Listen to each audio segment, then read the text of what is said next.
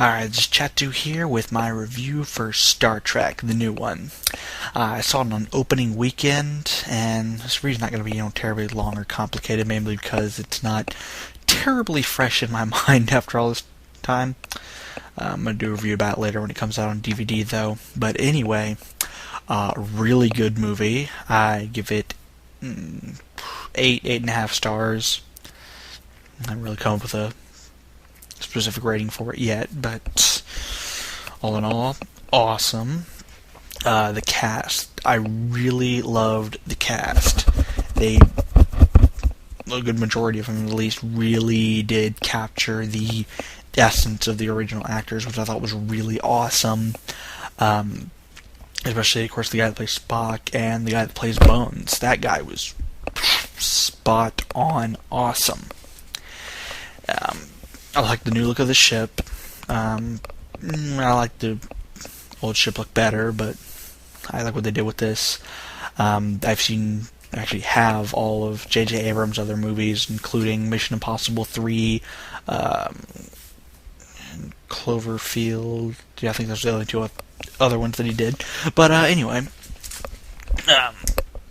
really cool movie. Like I said, about 8.5 stars. Really haven't decided on which one yet.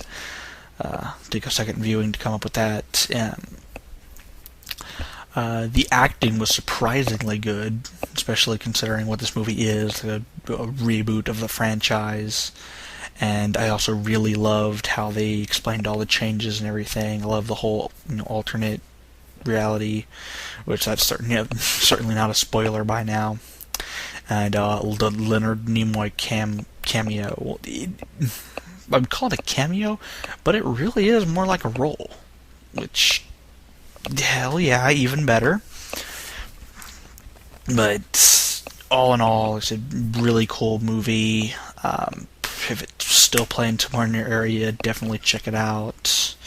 Whenever it comes on, pay-per-view or DVD, highly recommend it. I wouldn't recommend renting it. I say buy it. That is a movie I know I'm going to buy and I'm going to watch over and over and over again. Pure awesomeness. Why not? 8.5 stars. Unless I change my mind by the time the DVD comes out. And that's about all that I have to say about it right now. Chatzu signing out.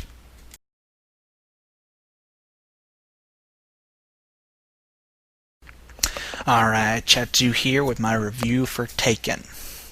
Now, I actually first heard about this movie from the Spill.com review of it. I hadn't been watching a whole lot of TV at the time.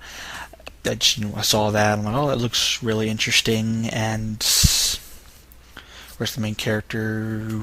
Oh, geez, the lead actor's name escapes me at the moment. I'll probably put that in a little annotation.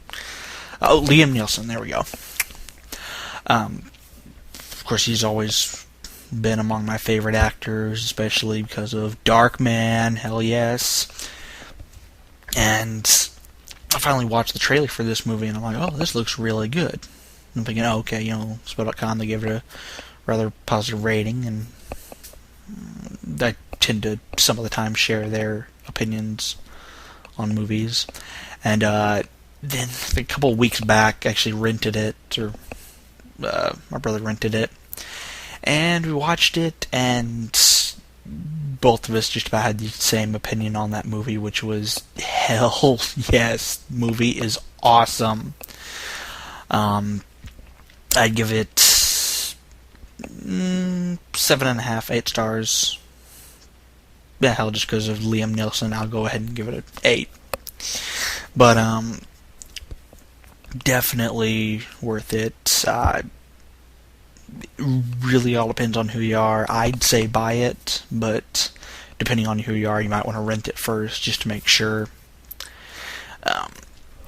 Because I know there are some people out there which movies like this just really aren't their taste. Those people are called pussies. But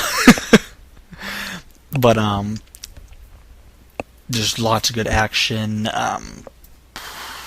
very interesting plot, even though it's something that's been done to death, and you didn't really know the plot. It pretty much goes, Liam Neeson is like this kind of ex-special forces guy, and his daughter gets kidnapped when she's on a vacation. I don't remember where at the moment. I'm having really bad memory loss right now. But she gets kidnapped, and he pretty much goes and hunts down the guys that kidnapped her to get her back. So it's a very basic revenge story, very standard to the cliches of the genre. But overall, I don't know, for some reason, even though it's something that's been done to death, they still manage to make it feel fresh, to make it feel interesting. That, and I just can't say enough just how much Liam Neeson just stole the show and just made this his own. I mean, this is definitely my second favorite role that he's played, of course, next to Darkman, which, shoot, I should probably do a review of that. I really love that movie. But, anyway, like I said, 8 stars taken. Check it out. Chatzu, signing out.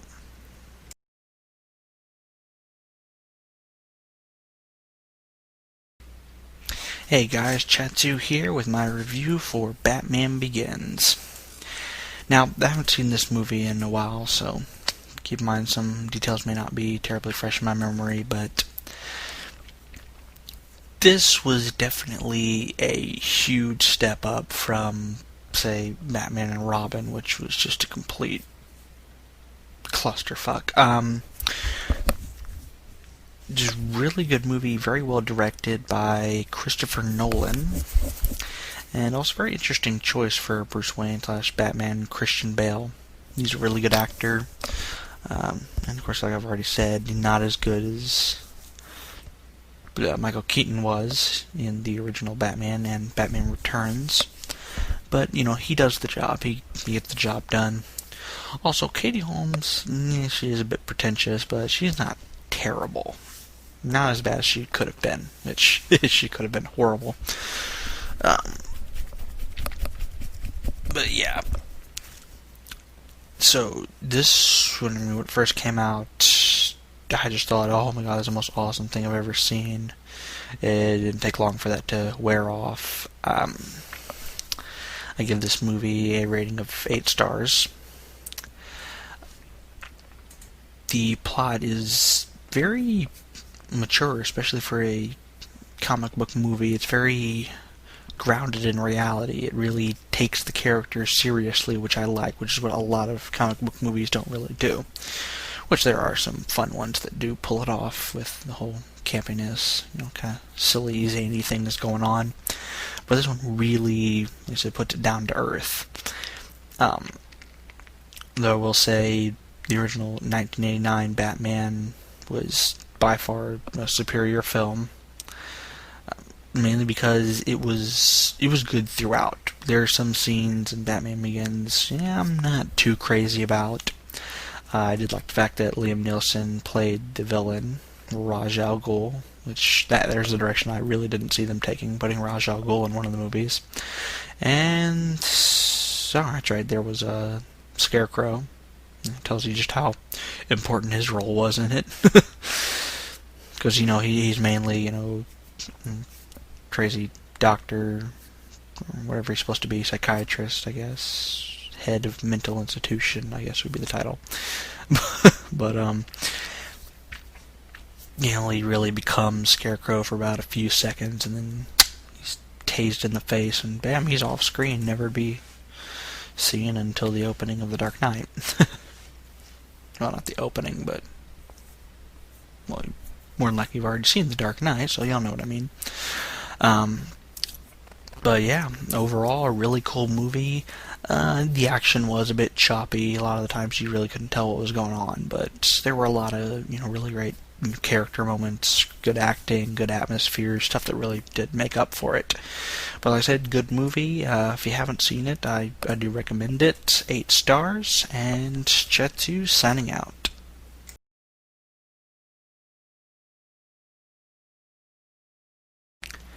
Hey everyone, this is Chatzu here with my review for The Dark Knight. I know I've already done 2 semi-Dark Knight review videos before, though that was still relatively fresh from the time it came out, and I'd been so hyped up, and the time I got back from seeing it, I was just like, oh, this is the greatest movie ever. I actually privated my initial reaction video, which anyone who saw that could clearly see I was a little bit, I overreacted, let's face it. But as time has gone by, the whole impact of this movie has kind of lightened up on me. Though every time I watch it, I still do think, wow, this is a really good movie, especially Heath Ledger's performance definitely earned that Oscar. Christian Bale, like half and half. I liked him more as Bruce Wayne, mainly because whenever he was Batman, there were times when that voice did get kind of annoying. I didn't really pay much attention to it when I was watching it in theaters, but since then it's just gotten to the point where I just watch some scenes and I just want to bust out laughing, especially the interrogation scene. If anyone's ever seen Monkey and Apple's video that spoofs that scene, so every time now I watch him and he says, why do you want to kill me? I just die laughing. But because it sounds just like the way Monkey and Apple parodied it. But overall, very, very, very, very good movie. Even though, like I said, I'd give it 5 out of 5 stars before. Dropping it a little bit. I'm giving it 9 stars. Still, definitely one of my favorite movies. Definitely one of the best comic book movies ever made. And also, like I said, between this and the original 1989, it really all depends on what type of movie I'm in the mood for. This movie is very, like I said, very, very serious, very down to earth, just like Batman Begins was. Although some of the things that were definitely better about it than Batman Begins is definitely more memorable villains, especially Heath Ledger's Joker. Just like I said, Jack Nicholson, love ya, but Ledger was better. And I really never thought I'd ever be saying that about Jack Nicholson, because I always thought, oh my god, he's the one and only Joker, but yeah. Which I still do like Jack Nicholson's portrayal of the Joker in the 1989 Tim Burton version, but I just like Heath Ledger's better. And also, Maggie Gyllenhaal stepping in to play Rachel in this movie. Like I said in my Batman Begins review, I didn't think Katie Holmes did a terrible job, though she did come off as pretentious. The replacing her with Maggie Gyllenhaal, really, she was not missed. It did not hurt the movie whatsoever, though she did give a really good performance, so it actually helped the movie out. One thing that might have been a little bit of a weak point actually turned into a strong point, so that was nice. And also, I really don't think enough credit is given to Harvey Two-Face. The guy who plays him's name escapes me, but I also really liked him in where's the name of that movie? Thank You for Smoking. Which, if you haven't seen Thank You for Smoking, definitely watch that movie. That is by far one of the funniest movies I've ever seen. It's hilarious in a very sarcastic sort of way, and also very, in-your-face kind of things you really don't think about, but they happen all the time, and then we just accept them because it's part of our culture. But anyway, wow, I'm getting way off topic. Anyway, back to Dark Knight. I really liked that little bat bike. That was that was awesome. It's like James and 1000. I was never a big fan of the giant tank that he drove in Batman Begins, and also he does drive it in Dark Knight, although it's a little bit better, cooler the way that it's done in Dark Knight.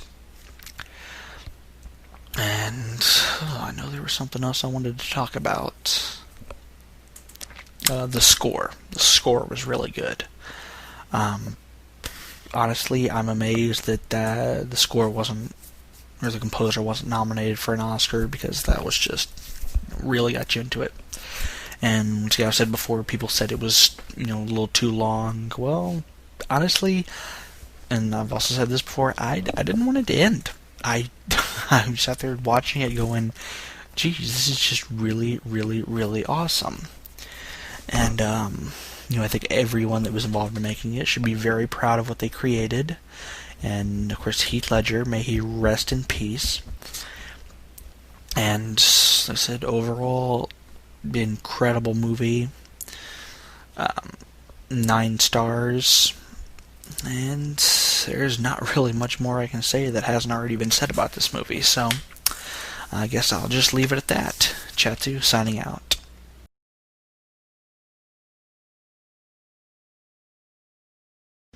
Hello all you out there in internet land, this is Chatzu here with a long-awaited review for one of my favorite horror movies of all time, The Evil Dead 2, Dead by Dawn.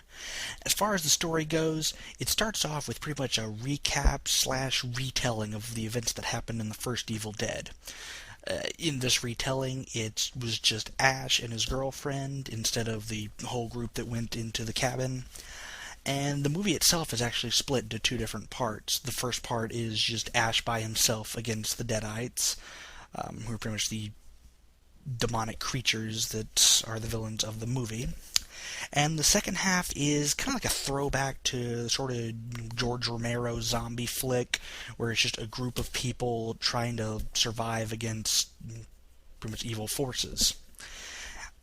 As far as the ending goes, I really don't want to give away anything, but if it doesn't leave you scratching your head, it'll leave you going, wow, that's a hell of an ending. Now, what is it that makes this movie so great? Well, 2 words. Bruce freaking Campbell. No, wait, that's 3. Anyway, Bruce Campbell really knows how to act in a B film. He really gets the sort of, clunky style where you don't have to be too serious in your acting. You just got to do stuff that's just so off the wall and just make it as entertaining as possible. I mean, throughout this movie, he does so much stuff. He tortures himself. It's really insane and really entertaining to watch. As far as the rest of the cast, it's a pretty solid group of characters, though it does seem like they're pretty much trying to cliche all other actors and characters in horror films. I mean, you got the redneck, you got the stuck-up lady, that whole kind of thing going on. And the effects. This is where the movie really shines. This is no bullshit CGI. This is claymation, puppets, semi-animatronic kind of things going on. This is real old school style that I really love. Another thing that really sticks out about this movie is the sheer atmosphere. The Deadites, for the most part, are an unseen force, so the atmosphere and the effects are really working hand in hand to bring these characters, these unseen demonic force, to life, and it's done so spectacularly. This movie is my favorite out of the entire Evil Dead trilogy simply because it is a perfect blend of horror and comedy. And it is so stylistic and unique. Uniqueness is something that is just really rare in movies nowadays, which is why I'm a bigger fan of more old school films. And on that note, I give The Evil Dead 2, Dead by Dawn, a perfect B-film rating of 10 stars. This is Chatzu, signing out.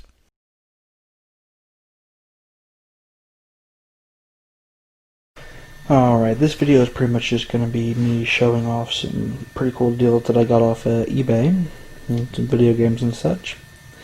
Because eBay's got a pretty bad reputation for ripping people off, and honestly, I have never really once been ripped off by eBay. First thing I want to point out is, of course, this cool little green see-through Nintendo 64. And it came with Turbo Controller.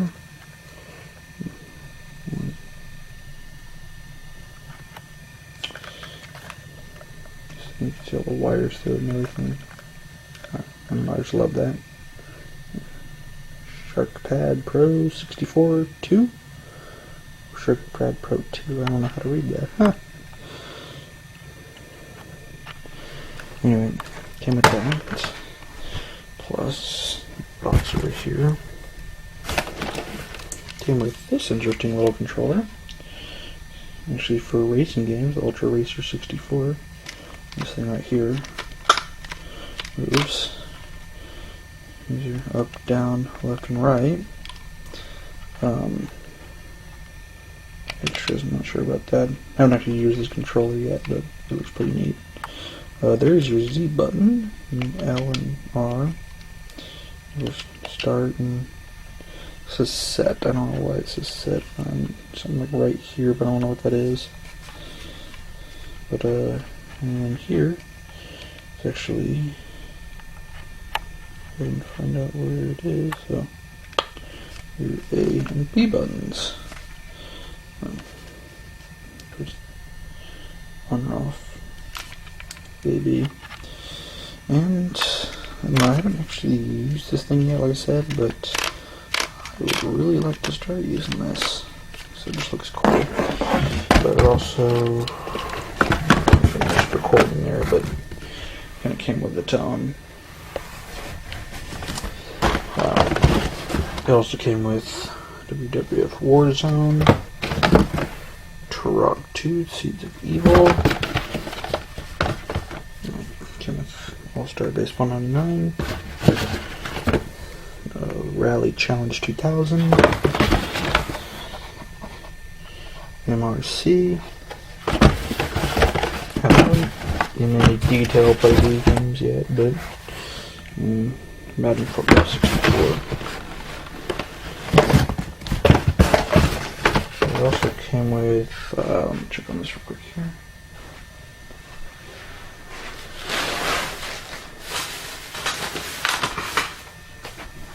It also came with this.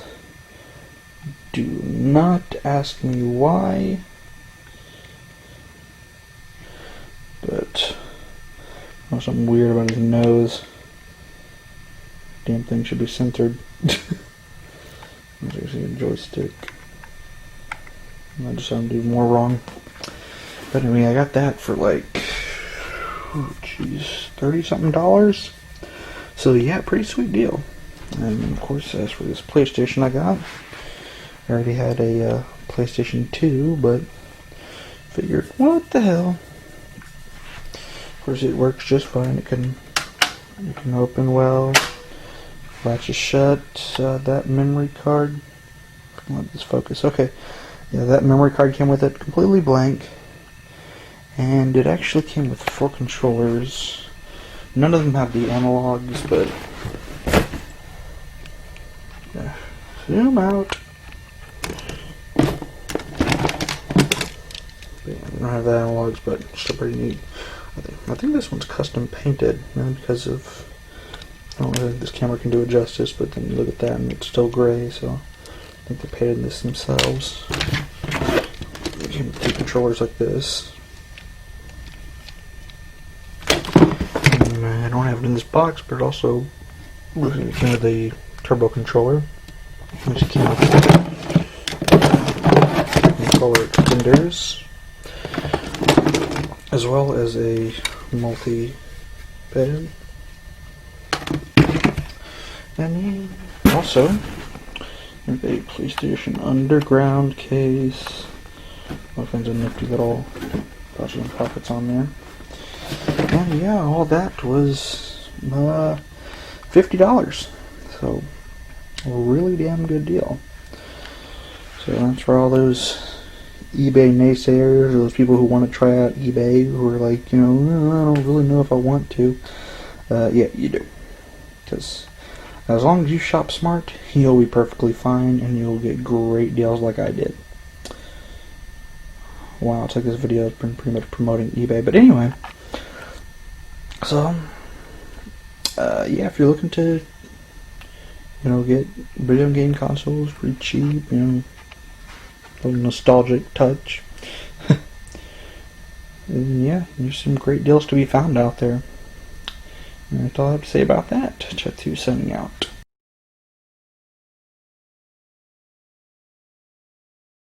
Alright, for this video I'm going to show you guys my manga collection. Right here I have volumes 1 through 16 of Dragon Ball, and of course there's number 10, which, what can I say, I ordered it on Amazon, so I couldn't exactly see what I was buying, so it looks like sticks out like a sore thumb. But awesome manga series. Let's go ahead and one. Jeez. A lot of people really haven't even seen the manga before, but it's definitely worth a look. It's really, really cool. Definitely better than the anime. It's a fight between Goku and Piccolo.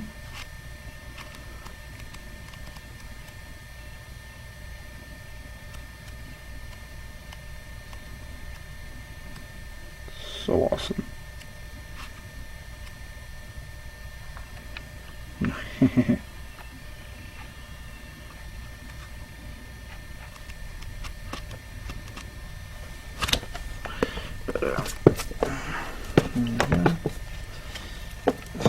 Get that back in there. Then you got Dragon Ball Z, which I'm still looking for volume 2. Got it somewhere. But Love series all the way through volume 26. And why not? A little Reddit saga like it was actually long enough to be a saga. Cool, love the drawings.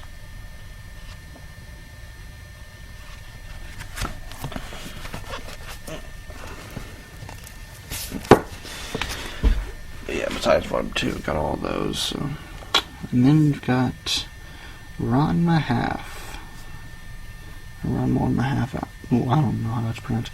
But anyway, definitely another one of my favorite series. Jeez, I was looking at these through the camera. It's hard to.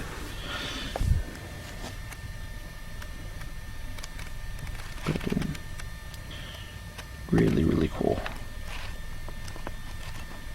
The pictures do the talking. But yeah, there's actually a sure thing. And actually, you can see it's been reversed. As far as I can tell, there's no directly. You know, like those are, where it's moved to the opposite direction, which is in its original format. And there's Hellsing, which I've got volumes 1 through 7. I cannot say enough awesome things about the Hellsing manga. Just by far one of the best mangas ever made, in my opinion. But just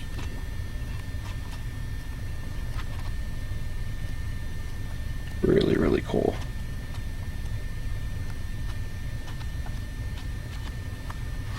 Once again, letting the pictures do the talking for me. Shows you how badass this series is. Now, a lot of people are familiar with the anime and the Ultimate series, but way better. And there's Fruit Baskets. Yes, I read Fruit Baskets. You got a problem with that? Or Fruits Basket, whatever.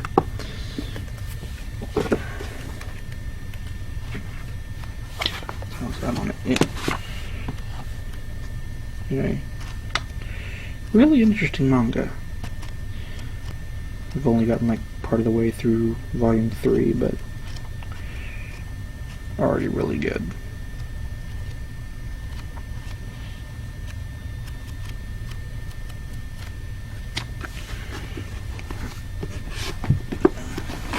Oh crap.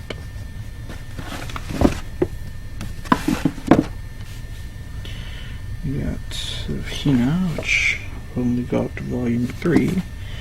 Because the a-holes who I ordered from off of Amazon, 1 and 2, did not send 1 and 2. Person that sent this one did, though. and I ordered them all at separate times. Just because I thought, hey, I'm actually going to get volumes 1 and 2, so I went ahead and, well, I was going to get volume 1, I ordered volume 2. I thought I was still going to get volume 2, so I ordered volume 3, and I only wound up getting volume 3. I used MANGA by the creator of Love Hina. Two very hilarious series what I've seen so far. But yeah. So jeez. Start getting these in there. And Chobits, which with the first 3 volumes, but I haven't gotten around to reading it yet, but I have seen a few episodes of the anime, and it's a really funny anime, so I figured, hey, why not?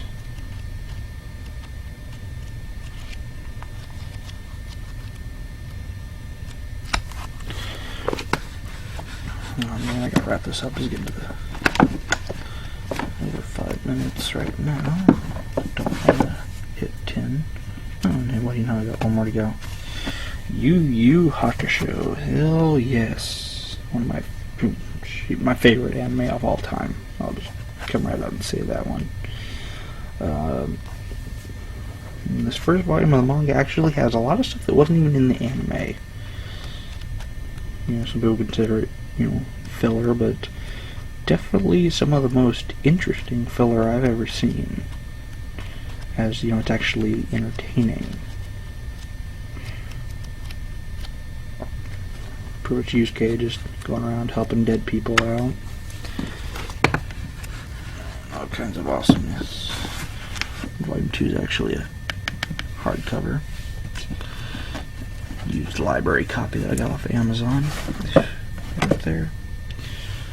But yeah, so it's my manga collection. It's pure awesomeness. Chatzu signing.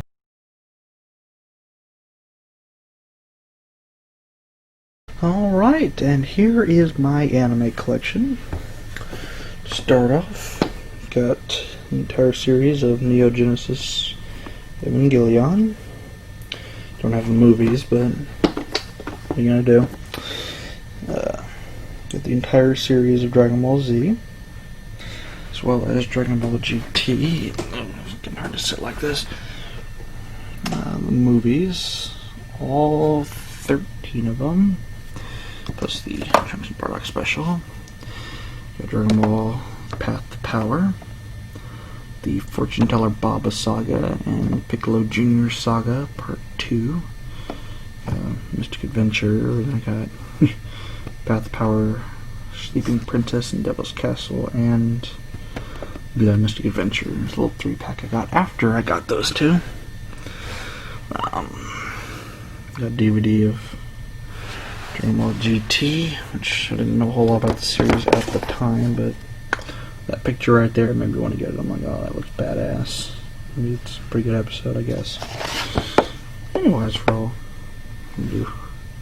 Anyway, I've got the first DVD of Love Hina and the first DVD of Negama. Yeah, so pretty nice.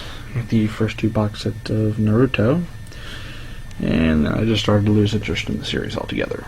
We got the first season of Yu Yu Hakusho, which I've done a review on. Of course, I've done a review on Dragon Ball Z and GT, but so I've got to finish 9. But anyway, then I've got some Yu Yu Hakusho DVDs, pre-box set. Of course, the movie, which is done by US Manga Corps, which sucks. And Hellsing Ultimate Series 1, freaking awesome. And yeah, Hodger gave that to me. It's not that bad though. It's actually okay. But anyway, zoom out here. That is my anime collection. Chatzu signing out.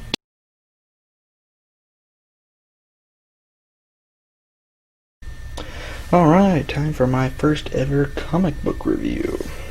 It's going to be Frank Miller's The Dark Knight Returns. Get a good surface here. But this is a really cool comic. A better surface for this. But just pure awesomeness. And Superman 2. Why the hell not?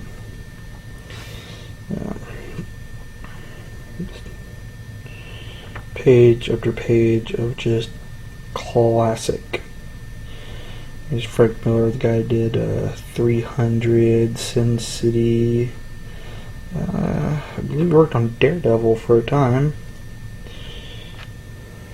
But, oh, look at that. You just didn't get that in comics back then. Pure awesome beat 'em up kind of. There we go. Go Batman.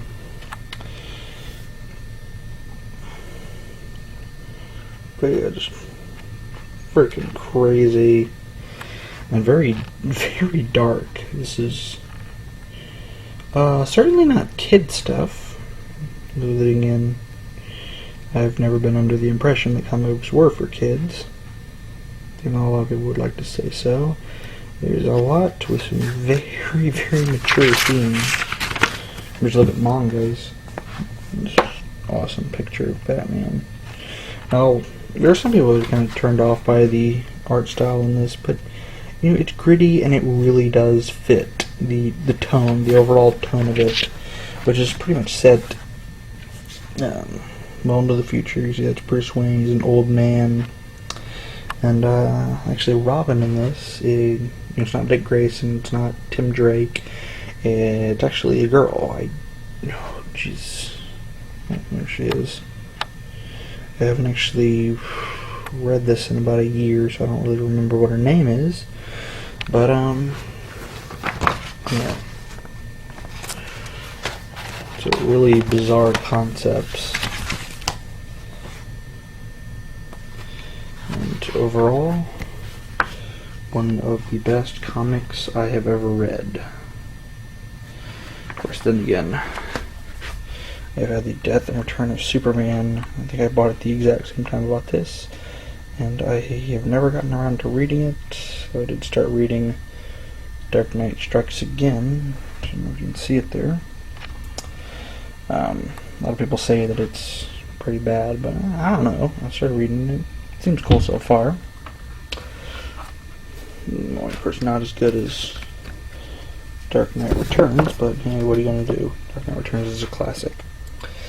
And yeah, so really good. I very, very highly recommend checking that out. So, Chatzu signing out.